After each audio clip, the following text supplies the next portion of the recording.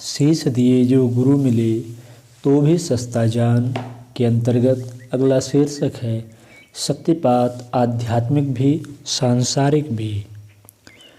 मनुष्य शरीर में अनेक रसायन ही नहीं, उसमें जैव विद्युत का भी एक बड़ा भाग है। मशीनें लोहे से बनी होती है पर वे अपने आप नहीं चलती, उन्हें चलाने के लिए अतिरिक्त शक्ति चाहिए। बड़े कारखानों में बड़ी मोटरें लगी होती है, उन्हीं की शक्ति से सभी यंत्र चलते हैं। बिजली फेल हो जाए तो समूचे कारखाने की गतिविधियां ठप हो जाती है। मनुष्य शरीर की बिजली ही उसकी गतिविधियों का मुख्यतः सूत्र संचालन करती है। भोजन से उत्पन्न रस रक्त तो कलपुर्जों में चिकनाई भरते रहते हैं ताकि वे घिसने लड़खड़ाने ना पाए। मनुष्य का आकार उसकी विशिष्टता का आधार नहीं है। स्थूलता के आधार पर किसी को बलिष्ठ नहीं कह सकते। प्राण ऊर्जा ही जीवनी शक्ति के रूप में काम करती है। वही शरीर में बलिष्ठता, चेहरे पर सुंदरता एवं मस्तिष्क में प्रतिभा बनकर प्रकट होती है। अध्यात्म क्षेत्र में इस बिजली घर को कुंडलिनी कहते हैं। उसका प्रभाव मनुष्य की इच्छा शक्ति एवं संकल्प शक्ति के रूप में दृष्टिगोचर होता है। महत्वपूर्ण साहस एवं पराक्रम भी उसी के आधार पर बन पड़ता है। पतन पराभव के लिए तो व्यक्तित्व के साथ जुड़ी हुई जन्म जन्मांतरों की संग्रहित पशुता ही पर्याप्त है, किंतु आदर्शों की दिशा में बढ़ने और महानता के अनुरूप उठने के लिए जिस विशिष्ट बल की आवश्यकता होती है उसी को मनोबल या आत्मबल कहा जाता है। इसी को परिपक्व करने के लिए कई आध्यात्मिक साधनाएं करनी पड़ती है। इस अभ्युदय का एक और भी तरीका है प्रतिभाशाली व्यक्तित्वों का सानिध्य, संपर्क एवं तदनुरूप वातावरण में निवास। उस क्षेत्र की गतिविधियों में रस लेना, योगदान देना और अभ्यास करना, यह भी व्यवहारिक स्तर का कुंडलिनी जागरण है। विद्युत शक्ति अपने केंद्र में समाहित तो रहती है, पर उसके अनुकूल पदार्थ या प्राणी संपर्क में आते हैं तो उनमें भी दौड़ने लगती है।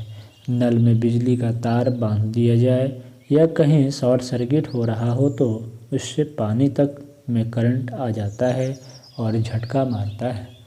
एक व्यक्ति को बिजली पकड़ ली और उससे दूसरा छुड़ाने लगे तो पकड़ में वह भी आ जाएगा। दूसरे को तीसरा पकड़े तो उसकी भी यही दशा होगी। अध्यात्म क्षेत्र में भी ऐसे ही प्रयोग होते रहते हैं। हर व्यक्ति जनरेटर नहीं बन सकता। कठोर साधनाएं लंबे समय तक करते रहने पर ऋषि कल्प लोग ही प्रचुर परिमाण में आध्यात्मिक ऊर्जा का संचय कर पाते हैं, पर उनके संपर्क में आने वाले उस प्रभाव से एक सीमित मात्रा में पात्रता के अनुरूप अनायास ही लाभ उठा लेते हैं।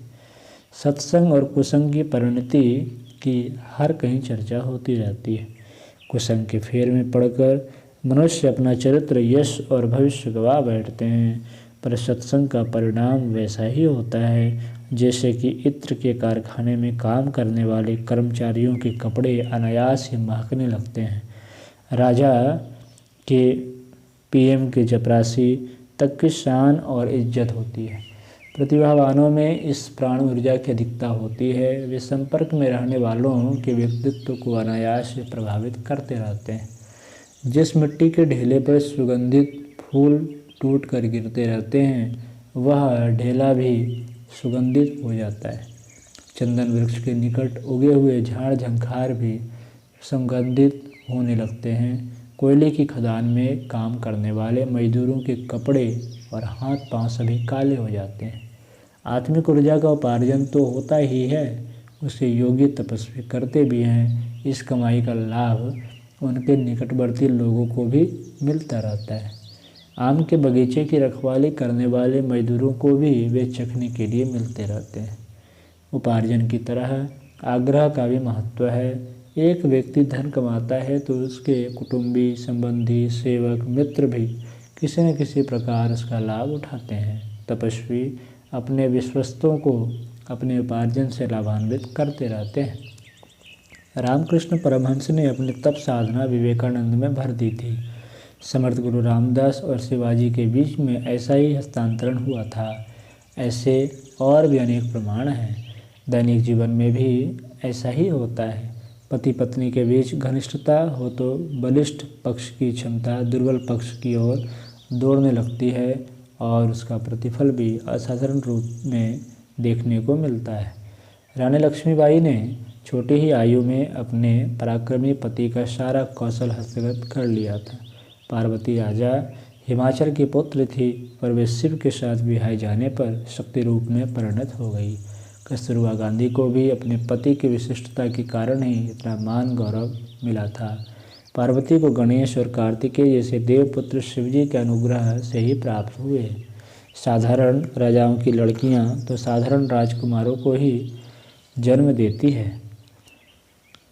अध्यात्म क्षेत्र में समर्थ गुरु अपने साधारण शिष्यों को अपने जैसा महान महत्वपूर्ण बना लेते हैं। लोमस ऋषि के पुत्र यह शिष्य श्रृंगी ऋषि बचपन से ही अपने पिता के समतुल्य बन गए थे। ऐसे प्रसंगों में आंतरिक घनिष्ठता ही प्रधान कारण होती है। वह गहरी और गंभीर न हो तो बात नहीं बनती। उथली चापलूसी या दिखावटी सेवा पूजा इस क्षेत्र में काम नहीं आती।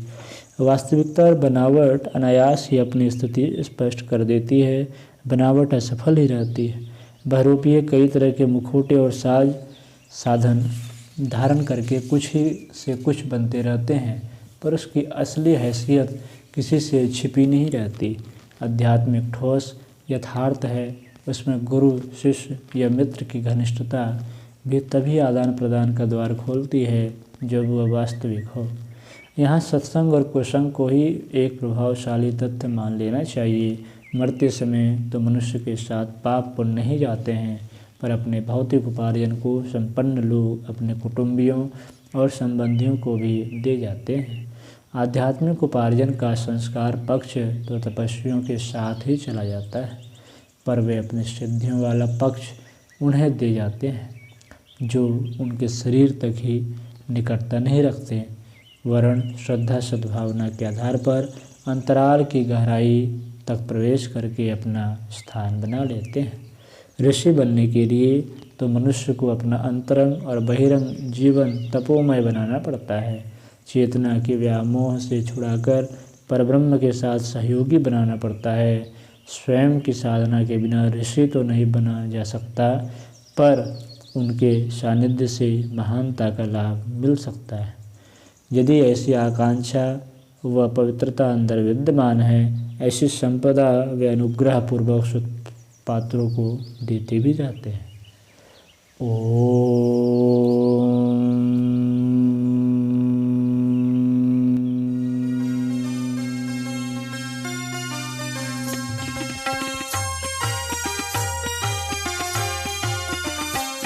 चलो गुरुदेव के सपने सजाने की शपथ ले लें।